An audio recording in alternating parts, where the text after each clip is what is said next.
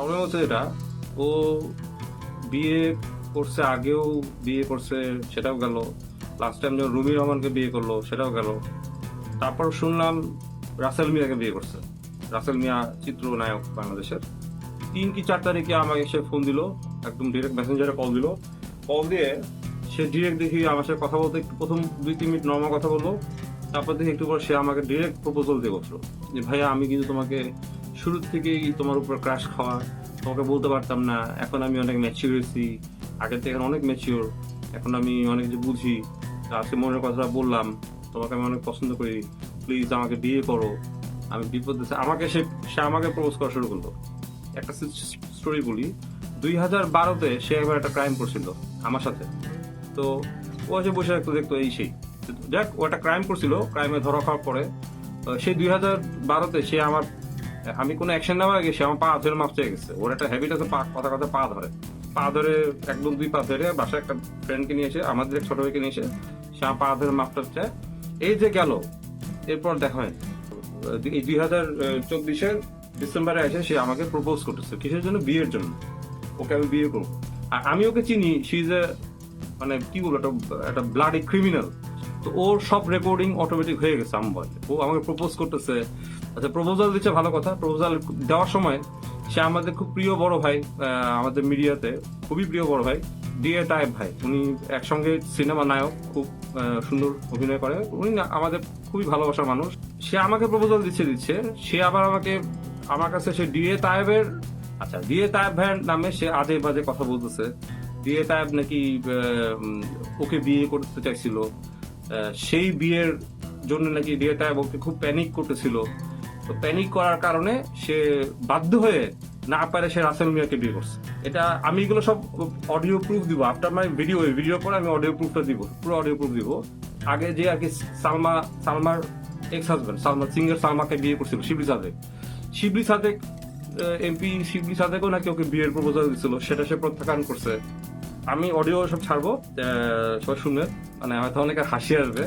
আচ্ছা শোনো না চল আমরা একটা বিয়ে করি, তারপরে একটা বাবু হবে, তারপরে তোমার একটা বাচ্চা থাকবে। চলো না করি। শোনো বর্ষা, আসলে এসব কথা বললো না, কারণ আমি তোমাকে আসলে কখনোই এসব চোখে দেখি নাই, নেভার এভার। হ্যাঁ প্লিজ, আমি তোমাকে বড় ভাই, তোমাকে আমি বড় চোখে দেখি, পছন্দ করো আমাকে বুঝতে পারছি, কিন্তু তোমাকে তো আমি সেই চোখে দেখি না। তোমাকে আমি আসলে কি বলবো, মানে অলওয়েজ ছোট বোনের চোখে দেখছি। কখনো দেখছো যে আমাকে তোমার সাথে কোনো রকম এই টাইপের কথাবার্তা, মানে এইসব প্রেম জাতীয় কথাবার্তা? এখন তুমি হঠাৎ করে এতদিন পর আমাকে বলতেছো, তোমার এখন যে বিপদ চলতেছো রাইট নাও, তাই না? তো তুমি এই ঝামেলা থেকে মুক্ত হও। আর আমি তোমাকে আসলে ওই চোখে দেখি না কখনো। তো তুমি তোমার সাথে রিলেশন প্রেম, আমি তো আমার মাথায় আসেন, তুমি হঠাৎ করে আমাকে বলতেছো এখন। আমি আকাশ থেকে বললাম এনিওয়ে, আচ্ছা ঠিক আছে, মানুষ পছন্দ করতে পারে, এটা না। তুমি আমাদের মিশো, তুমি আমাদের পাশে থাকলে তোমাকে, তুমি সেফ থাকবা, কেউ তোমার ক্ষতি করবে না, এতটুকু ভাই হিসাবে অ্যাসিওর করতে পারি। আমি তো তোমাকে তোমার বড় ভাই, তুমি আমাকে বড় ভাই মানো, রাইট? এখন তুমি হঠাৎ করে আমাকে প্রেমের বিয়ের প্রপোজাল দিচ্ছ। আগে মিশো আমাদের সাথে, হ্যাঁ মিশো, মানে আমার সাথে মিশো আগে, তো বাস। না না, ফিরাই নেই, তোমাকে ফিরাচ্ছি না। আমি বলছি তুমি আগে মিশার পরে আগে বলছো আমাকে।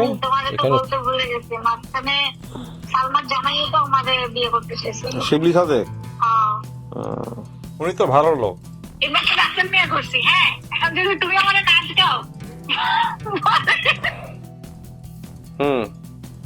না না, আমি তো আর বাটপার চিটার না, আমি কাউকে মিথ্যা আশ্বাস দিই না, আমি এরকম টাইপের লোক। তো যেটা বলা স্ট্রেট বলি। তো আমি হচ্ছে আমি আগে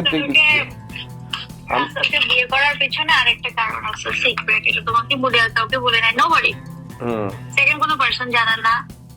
সেটা হচ্ছে বিয়ে তবে সঙ্গে আমি খুব ভালো অ্যাজ এ ব্রাদার, মানে আমি যাকে যেভাবে দেখি আমি কিন্তু সেই জায়গাটাই রাখি বজায়।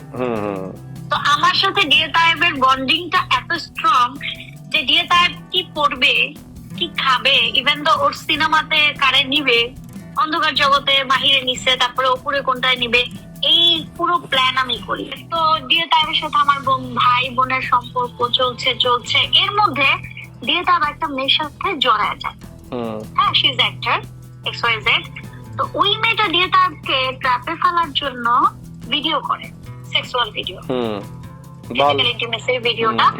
এন্ড করার পরে তো ওই মেয়ে অন্য নাম্বার দিয়ে, ওই যে তোমার থাকে না অনলাইনে যে নাম্বার গুলা ডলার দিয়ে কিনে, ওগুলা দিয়ে ভার্চুয়াল নাম্বার আর কি। হ্যাঁ, তো পরে 20 লাখ টাকা দাবি করলো এবং তারই সাথে দিয়ে তাকে বললো বিয়ে করতে। শুটিং চলতেছে, তো শুটিং সেটে ভাইয়ার কাছে মেসেজ আসে, তো ভাইয়া আমার হাত ধরে টেনে মেকআপ রুমে নিয়ে গিয়ে দরজা লাগায় ওটা কি। পরে আমি বললাম ভাইয়া আপনি এই মেয়ের সাথে ফিজিক্যাল ইন্টিমেসি করছেন, তাও আবার এটা রাখছে, এটা কেমনে কি? মানে আমি তো জানি না এটা কেমনে হলো। হ্যাঁ, আপনি আপনার ভাবিরে বললেন না এটা সত্যি, জি দিয়ে না বুঝছি। বাবুল মিয়া, হ্যাঁ বুঝছি। হ্যাঁ, তো ওই হোটেলে রুম নাম্বার 108। তো পরে আমাকে বললো যে এখন কি করবো। পরে আমি বললাম আচ্ছা আপনি ঠান্ডা মাথায় শুটিং করেন, আমি মরি নাই, আমি আপনার বোন আছি। তো ওই মোমেন্টে তোমার ভাবির হোয়াটসঅ্যাপে এই ভিডিওটা পাঠাই।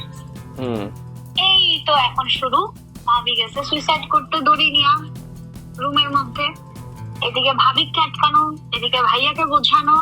পরে ভাবিকে বললাম তুমি তোমার বোনকে বিশ্বাস যদি করো তুমি থামো, আই উইল ম্যানেজ। আমি আজকে এতগুলা বছর তোমাদের সাথে, আমি তোমার একমাত্র ননদ, তুমি বলো ভাইয়া বলো আমার একমাত্র বোন, তার মানে আমার পরিবারকে রক্ষা করার দায়িত্ব আমার। থামো।